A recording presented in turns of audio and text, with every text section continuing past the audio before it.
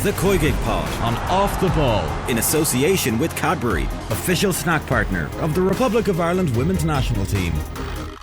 Hello and welcome to the latest episode of the COYGIG podcast. Kathleen McNamee here with you to look at all the happenings in the world of football over the weekend, and joining me to look back on what was an intriguing weekend of football away from the Ireland camp is Scarlett Herron. Scarlett, how are you?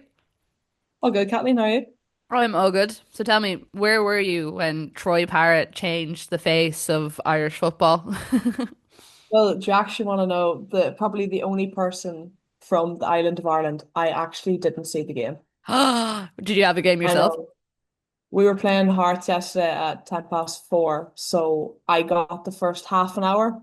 Yeah. So I heard it was 1-1, and then it was actually I came in at full time and we had lost against Hearts, so the change room wasn't exactly a good place to be. But Ciara Grant actually turned to me and goes, "Well, at least one team won today." And I goes, "What do you mean?" She goes, the lads done it. They've done it for us."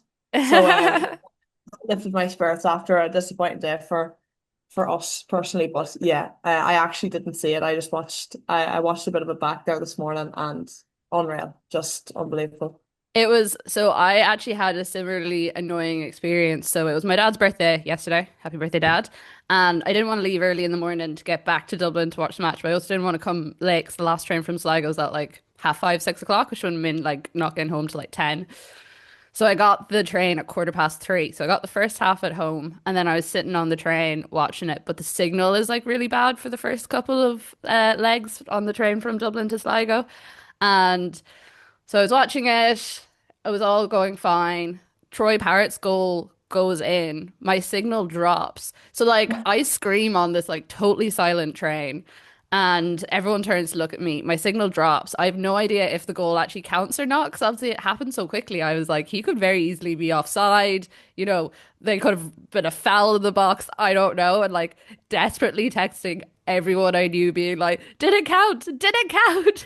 And of course, everyone was busy celebrating and stuff. So like no one was getting back to me. And I was just on this train, like frantically trying to refresh RT Player, like get social media to work, like just something so I could work out whether that goal went in or not. But yeah, it was sensational. Like it's been such a good month for Irish football in general, from like the women in Belgium, and then we also had the under-17s doing really well as well. They're true to the last 16. So it just feels like for once we're not actually like complaining about Irish football. We're just enjoying it for what it is. I know, it's class, and just seeing like all the videos on social media of people wherever they were celebrating, and just the pandemonium. I never, like, people in my age group like never experienced sort of like Italian 90 or even like the World Cup in '02. Like we've never had like a major tournament apart from like the Euros in 2016, and even that, like, it was so long ago and we were so young. So this is like kind of the first taste of sort of Irish success. Now, if they could go on and qualify, I can't even imagine what the States would look like next summer. But it would be I think even from where they were 2 months ago after losing to Armenia, I think it's just an unbelievable story to have come back and won the two games, and it's just it's class. And that's, you know, the last minute winner kind of epitomizes like what Irish football is, of like never give up, you know, last minute winner. Like it's always class, unbelievable. I know, and so often we're on the wrong side of these things when it comes to football. So it's really nice to actually be able to enjoy the pandemonium, enjoy being on the right side of history. And like Troy Parrott, it's such a good story as well for him. The fact that he scored so many goals in the last week, or not even week, like couple of days besides, but even just like the footballing journey that he's had, you know, things not working out at Spurs, finding his feet a lot more the last season or two. It's class. Yeah, unreal. And hopefully we can continue it into the playoffs. That's the thing as well. Like I got off the train in Connolly yesterday, and there was like people chanting Troy Parrott's name, and like we're going to the World Cup, and I was like, someone needs to tell these people we still need to get through a semi-final and a final in the playoffs. I know.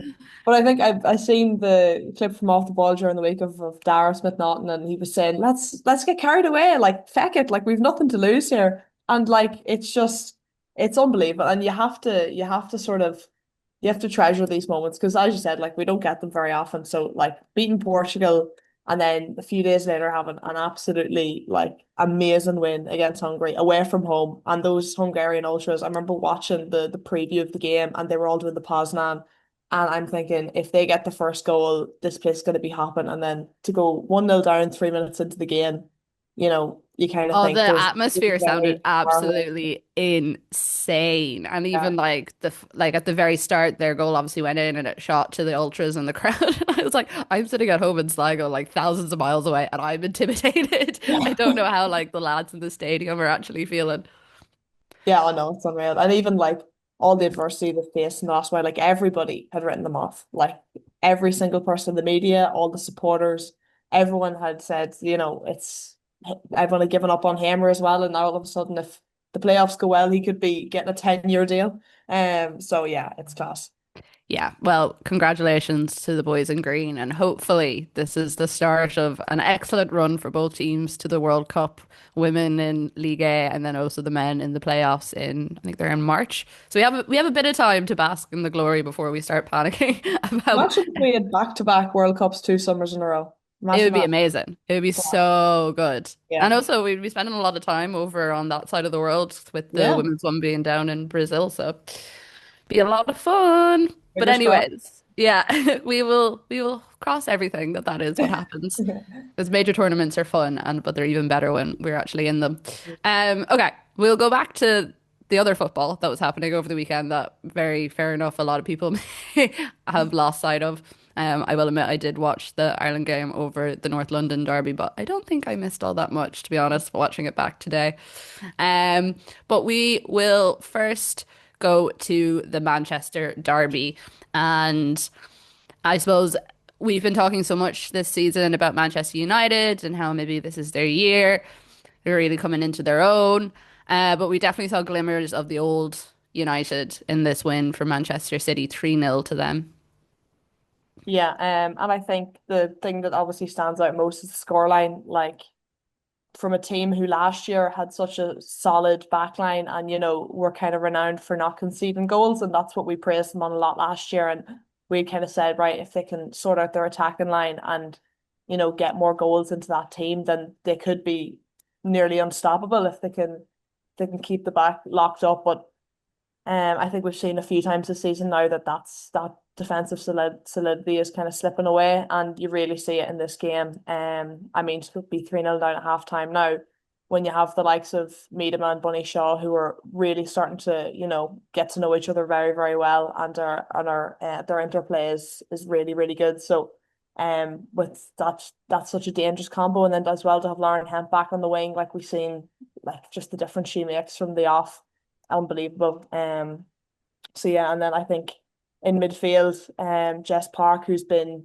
United's outstanding player so far this season, just couldn't really get to grips with the game an awful lot. And I seen Mark Skinner talking after the game just about obviously they have Champions League. Obviously they played PSG during the week, and And Man that was a City. massive win for them, but you could definitely Yeah, see that they were suffering a bit at the weekend from it. yeah, a bit lethargic, definitely in the opening half. But even he said, like in the winter window, they need to look at bringing new players in and yeah, to strengthen the squad because obviously to be competing in maybe 3 or 4 competitions now is going to be really really difficult for them. And they're playing Wolfsburg, I think, now this week as well. So yeah, I think they're finding it difficult to come to terms with the midweek games, and obviously Man City aren't doesn't have that problem at the minute. So took full advantage of it. But we're gonna see a 2 horse race, I think. So it's great to see that Man City are really gonna push Chelsea this year and that the new system under Jagiellones is gonna work. Yeah, it is good to have that bit of competition, and obviously an absolutely massive result for Liverpool and a massive result in that title race with Chelsea drawing 1-1 with them. And we'll look at that in a bit more depth in a second. But in terms of this United squad, and you're talking there about depth and, competing in across 3 or 4 different competitions, do you think their issues is something that can be solved by like deepening that squad in January and getting a few extra bodies in there, or do you think it is a more deeper problem than that?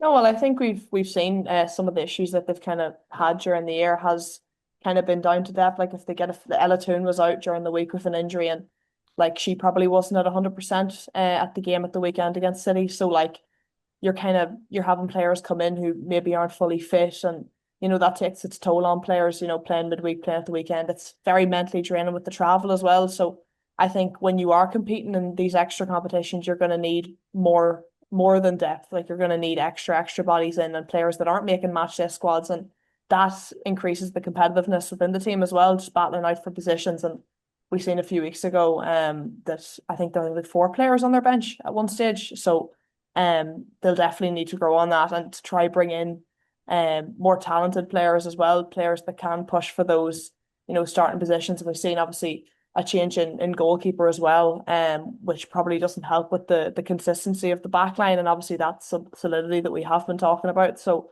the root of the problem probably isn't squad depth, but it's something that would definitely help. It would definitely help in a time like this where you are playing maybe 2 games a week. Now I know that there's the international break coming up, but it's probably a good time for the players that aren't going to be going away to regroup and to try, refocus on after the international break.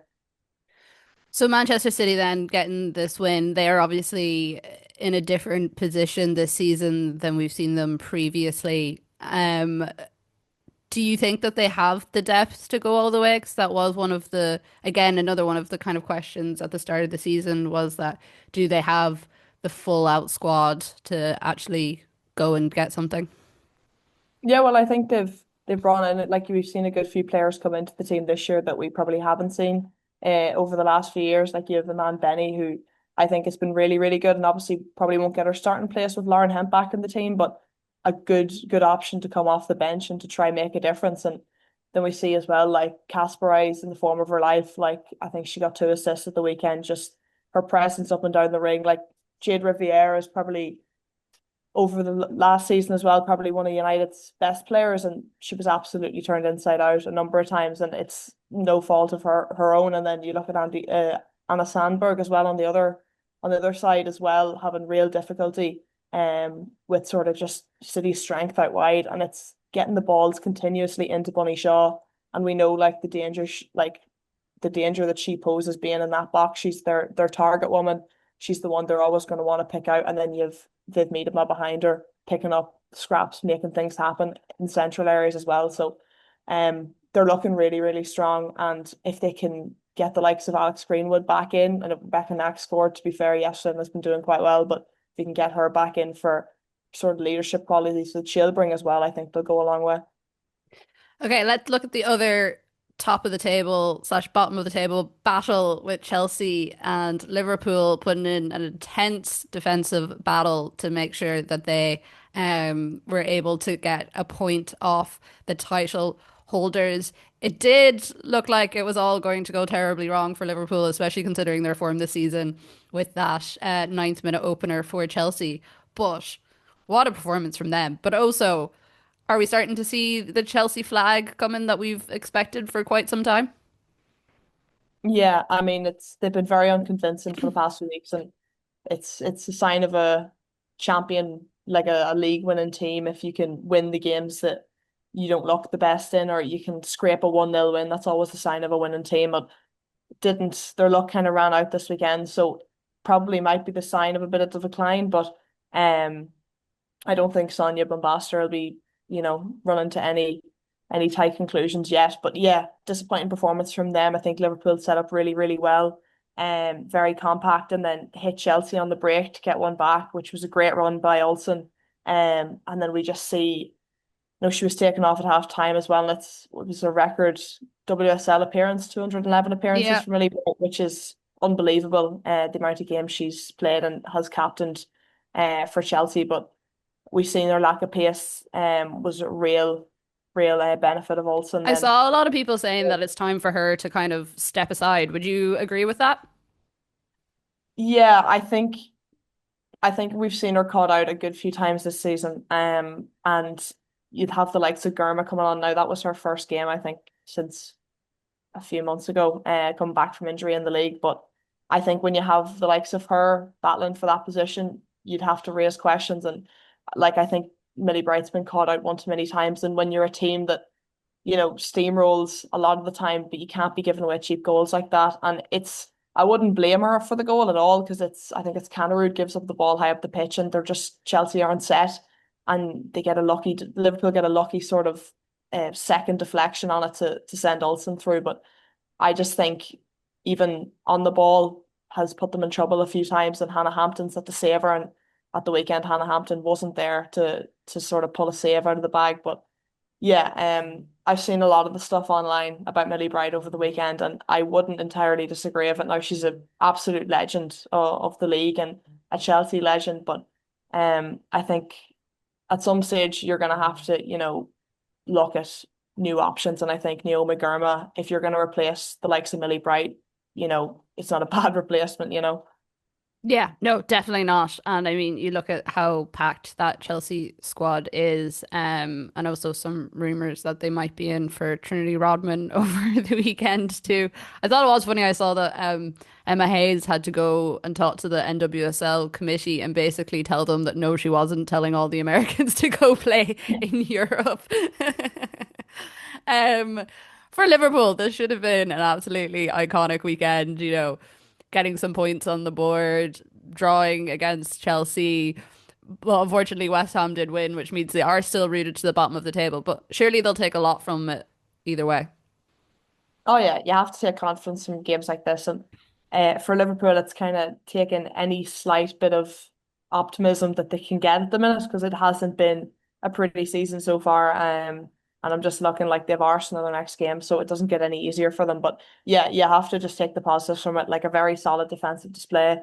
You can't really fault them much for Thompson's goal. Like it's a lovely strike, cuts inside, and like no keeper saving that. So can't really fault them too much for that. And afterwards, like Chelsea did have obviously the a lot of possession, but really didn't create much of it. Like did a few half chances, but didn't really trouble the keeper at all. So you have to have a lot of plaudits for Liverpool. And if they can get that if they can sort themselves out defensively and sort of build on that, then I know they've lost like the likes of Olivia Smith, which was such a huge loss for them because she was always the willing runner to even to gain 50 yards on a team to run with the ball and maybe get something, get a corner, throw a throw in high up the pitch or whatever. But they're lacking that at the minute and just lacking that bit of energy. But if they can get their backline sorted and become a team that's hard to beat, and if you start racking up points slowly but surely, like other teams around them are struggling as well. So they're not the only team in this sort of, I suppose, rat race to see who goes down. But they really need to start putting points on the board. But it's a good start. It's definitely a good place to get your first point in a while. So Definitely.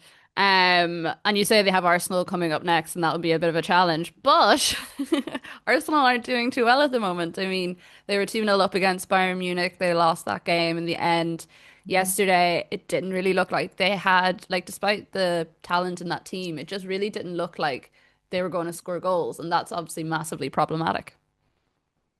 no, yeah. I think the first half as well was majorly disappointing from them. Like you see two changes at halftime. Katie McCabe's kind of been taken off very early in the last few games, which isn't obviously a worry, but it's just something that, we raise question marks over as Irish fans. But yeah, the second half was a lot more positive. Like as I said, Olivia Smith comes on and makes a huge difference. Just her injection of pace and sort of willingness to get forward is something that really helped Arsenal. But I mean, had a handful of chances maybe in the second half. Black is nearly open goal. Definitely should have done better with that, but it's just one of those where it comes so quickly that I don't think she even had time to think about it. She just maybe stuck a foot out to it. But yeah, I've as well as Spurs defended, I think in the position they're in and how well they've been playing this season, you wondered why they didn't go for it a bit more when Arsenal were looking a bit shaky, and obviously making changes to your backline mid-game as well isn't ideal. So I would have thought that, maybe the likes of Olivia Holt would have tried to get forward a bit more and create a bit more. But at the same time, like dealt with the Arsenal pressure very well and like a very deserved draw. I didn't think there was many major talking points from it. It was kind of a dull North London derby, apart from the fact that there was a new record, I think, for 6,700 added, Yeah. and I think there were 1,500 travelling supporters for Arsenal. And even when you're watching the stream, you can always hear the Arsenal fans over the Tottenham fans. So it's unbelievable the fan base that Arsenal have grown, and you see players over the weekend and during the week at the Champions League, on social media praising the support that the Arsenal fans have showed them, and it's unbelievable. It's definitely, they have the best sort of women's football supporter base, I'd say, in the world right now. And they've really built a brand for themselves of, making their players role models, and, having those players for young girls to be able to aspire to. And it's really, really good for obviously the game to be growing as fast as it is. And I think Arsenal have really made their mark in terms of growing the sides of revenue and commercializing it. And I think it's really, really great to see so many fans. I know it's a local derby, but these attendances keep growing, and it's great to see. So that's one thing Arsenal have done right over the weekend. And We'll hold years. on to that one thing. We'll hold on to that Yeah. one thing. Yeah, and actually, anyone listening to this, if you are an Arsenal fan, Off the Ball are running a competition at the moment to bring Arsenal's biggest fans over to the Emirates. So we're running it for a Premier League game, but also for a WSL game. And you'll get to go to the Emirates, go to a game, and watch it alongside either a Premier League or a WSL legend. So definitely check out Off the Ball's social medias for that competition, because I mean, I want to win it personally, but I'm not allowed to enter the competition. So I want to see someone else have a brilliant Arsenal experience at the Emirates. Okay, let's look at West Ham in what was an absolutely crucial win for them against Everton, pulling them off the bottom of the table for now, and more concern for Everton. Yeah, definitely. Very, very dominant first half from West Ham, and something that we haven't seen from them all year was sort of just the willingness to press high and very high energy sort of strategy. And you even see for like the first goal, it's unlucky, it's bad goalkeeping. I don't know where the line is on it, but they get a lucky lead anyway, because it's definitely not a shot from, I think it was a Newt Denton.